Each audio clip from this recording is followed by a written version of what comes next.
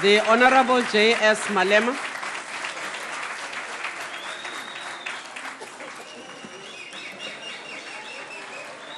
Thank you. Thank you very much, Madam Chair,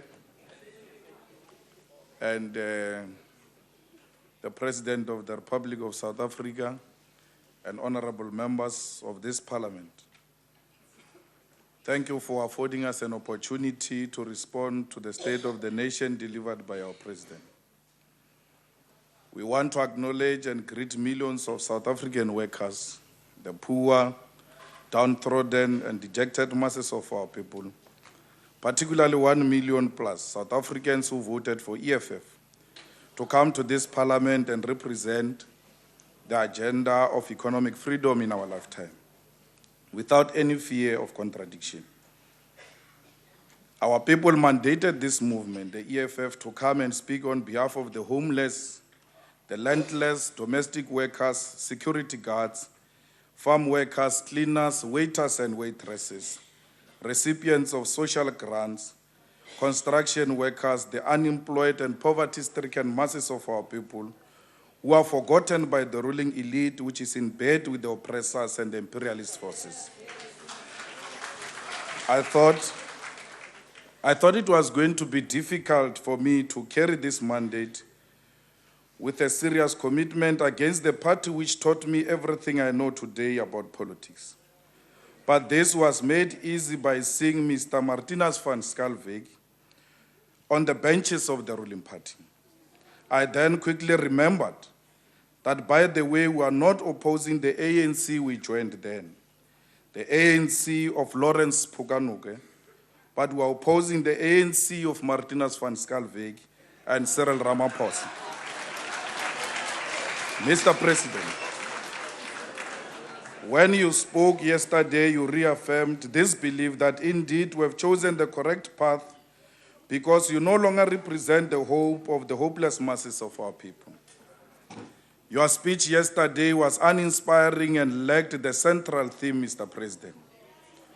No one will remember what you said last night except that we should clean on Mandela Day, which was the only emphasis you made, and maybe because you thought it was the simplest subject you had to deal with in the whole speech last night. What was supposed to be the simplest subject for you has proven to be more complex than you thought, Mr. President, because your cleaning instruction goes against the wishes of President Mandela, who said it must be left to individuals' choice on how they wish to remember him or celebrate his life. I'm sorry, Mr. President, I won't be cleaning on Mandela Day. I will be involved in a more productive activities which will leave long-lasting legacy and remembrance of our world icon. And those activities will, amongst others, include the rebuilding of mud schools Honorable in the Eastern Chairperson, Capes and a point of order, please. On a point of potholes. order, Tate Malema, please. Honorable Chairperson, the Speaker called the Deputy President of the Republic, Cyril Ramaphosa, and I think he's honorable as the member of this House. Can you rule on that? Thank you. Honorable Malema, the Honorable Deputy President of this House is an honorable member of this House. No problem, Honorable Cyril Ramaphosa.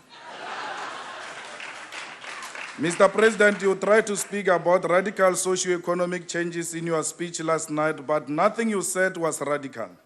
Instead, we had a repetition of what has been said before. I know very well that your attempt to make radical economic changes your central theme in your speech last night was a direct response to the existence of EFF, or even an attempt to delegitimize it, but you successfully failed in the same way you failed when you introduced the red beret to counter that of the EFF during elections campaign. You and your party should stop playing with semantics, especially when it relates to radical economic agenda, because you lack courage and you have sold out the revolution. You don't have what it takes to lead the struggle for economic emancipation of black majority, particularly Africans. You are extremely scared of white people, particularly white monopoly capital. You have in the past 20 years defended the privileges of white minority and continue with the exploitation and exclusion of oppressed black majority. The reason for such is because the elite pact that was forced upon the people in 1994 does not allow for radical economic transformation and changes. The pact defends the colonial and apartheid ownership patterns of the means of production, including property.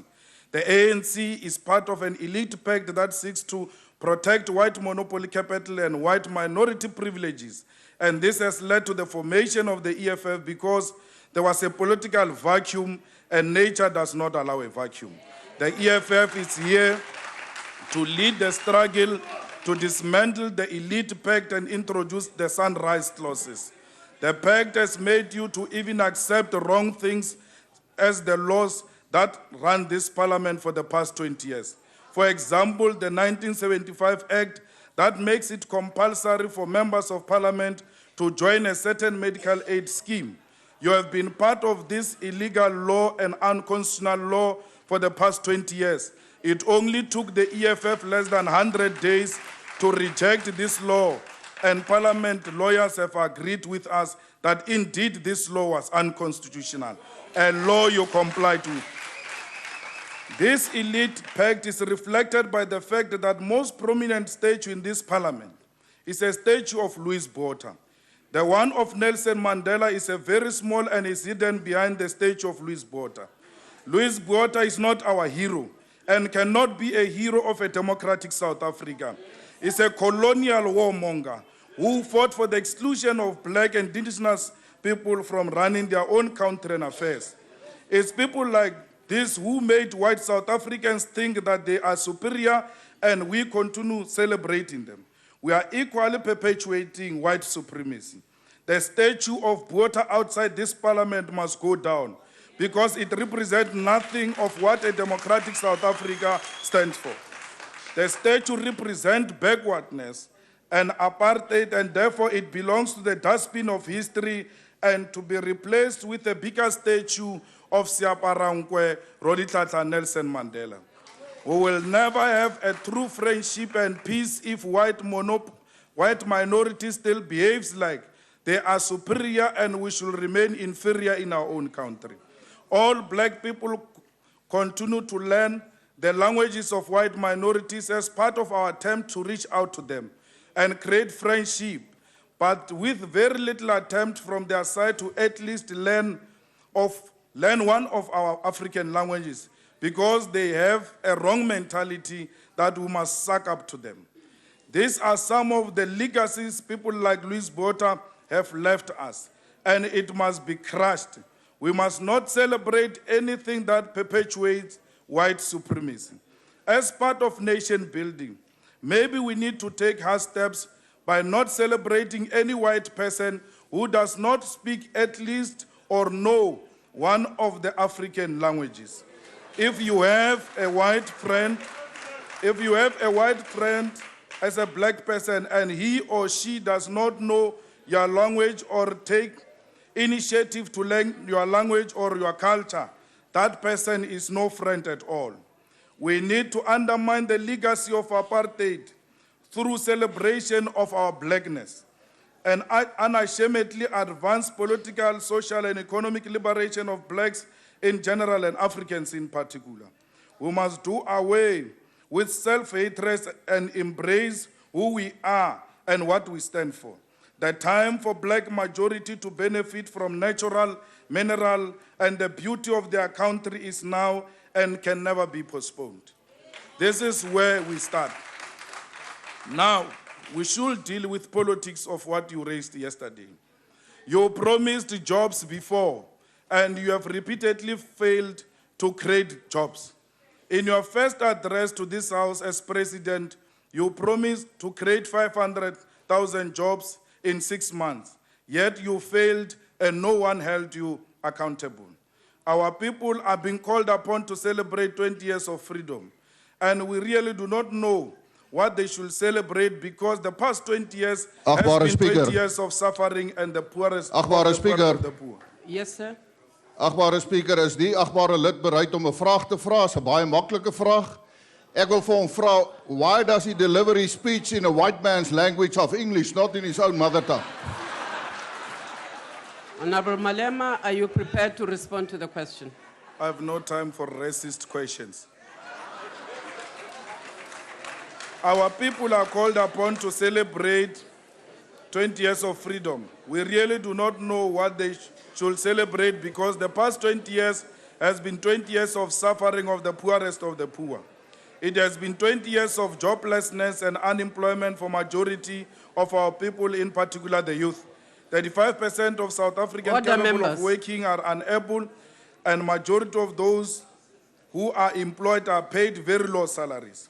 Mr. President, whatever you have said about jobs has been a false and inconsistent as the performance of your party for the past 20 years. However, you look at it, in 1995, unemployment was 15%, and now at this moment, it is at 25% or 36% with an expanded definition. 70% of this demographic are youth. This is your legacy. You have more than doubled unemployment. More than half of the working people earn 3,300 or less. A third of all workers are now employed through labor brokers. And we must also remind you that 2014 is a year in which you said you would have halved unemployment in 2009. You also promised to distribute 30% of the land in this very year. You promised to halve poverty by 2014. You promised to provide security of tenure to 400,000 households who live in informal settlement. You keep making the same promises and misleading this House, and honorable members clap hands. They encourage this mediocrity, lack of leadership, and misleading of the nation and the poor. You are a man of tradition, Mr. President, a tradition of empty promises. Now knowing you will not be there in 2030, please say nothing about 2030 because you will not be there. The President said a minimum wage shall be investigated. There is no need to investigate. This House must show leadership and courage. The workers have already shown the way. For 5 months now, workers in the Platinum Belt have been on the strike, which demonstrated their genuine determination. They are looking for 12,500, which the ANC government massacred 34 of them 2 years ago for it. In honor of those who died, let this House legislate 12,500. This will be a sign of showing remorse and regret for the Marikana massacre. We also demand the establishment of parliamentary commission on conditions and the salaries of mine workers, Chairperson. including the Point of auditing order, of Mr. the financial Malema. books. Chairperson, on a point of order here, the Speaker said the ANC government massacred people 2 years ago. Is it parliamentary? Is there any proof of that? Can you rule on that, Chairperson? Mr. Malema. I maintain that. Mr. Malema. The ANC government massacred the people in Marikana. Those police were representing the ANC government. Mr. Malema.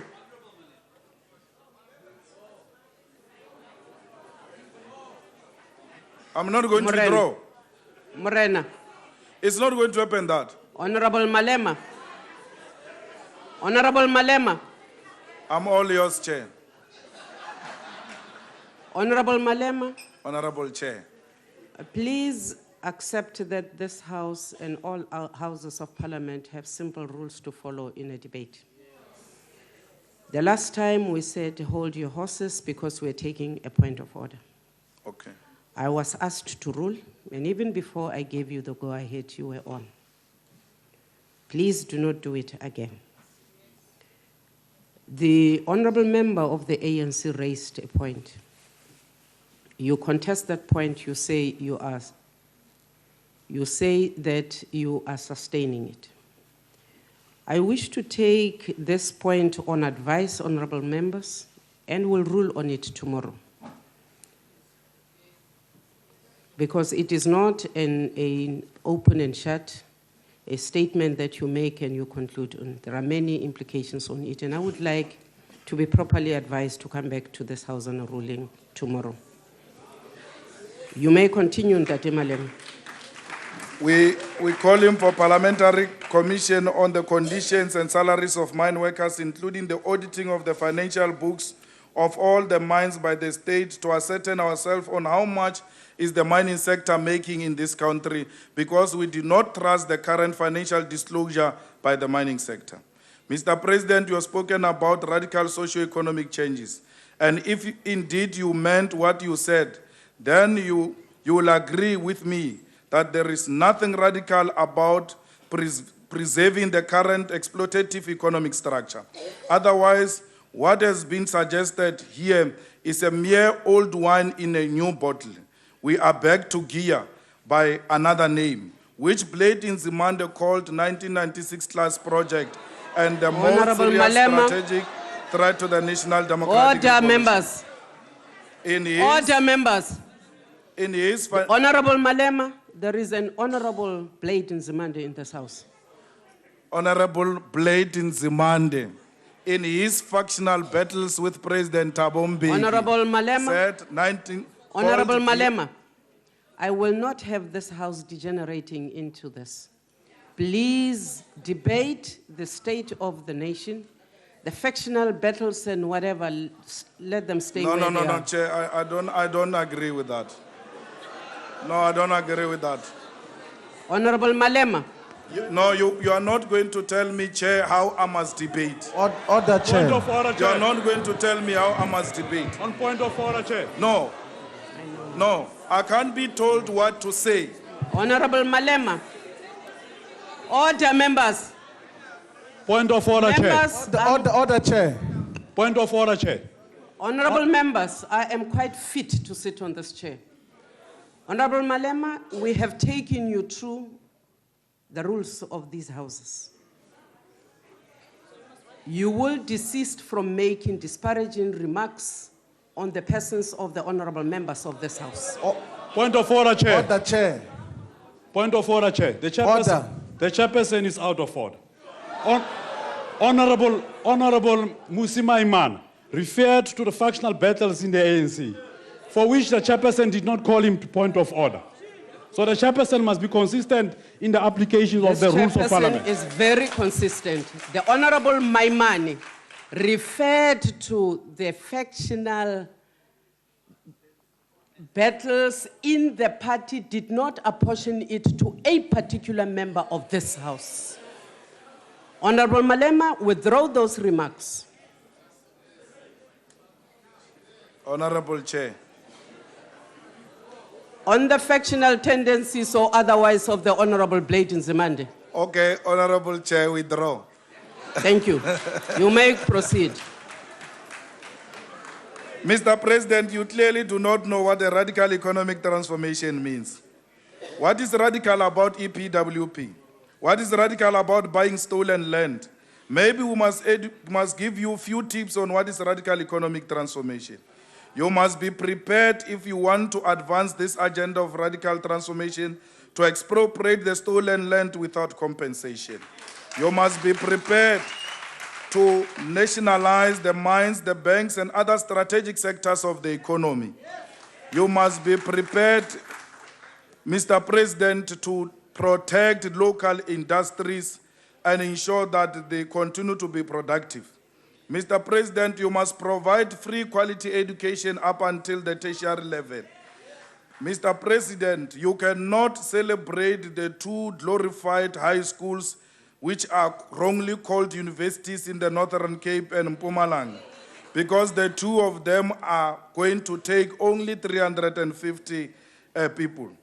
We need to engage, Mr. President, in a deliberate program to send 10,000 students to outside the country to the best of the best universities, because all the countries which have succeeded, they took their learners and their youth to learn outside their countries. Mr. President, you are on a paraffin speed building stadiums for the 2010 Soccer World Cup, but you are failing to build schools and you are failing to build basic things like toilets. Radical economic transformation means Honorable Malema, I'm afraid your time is up.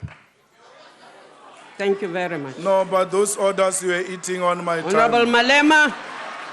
Chair. Mr. President, la o ka itima metsi o tla bona e nwele.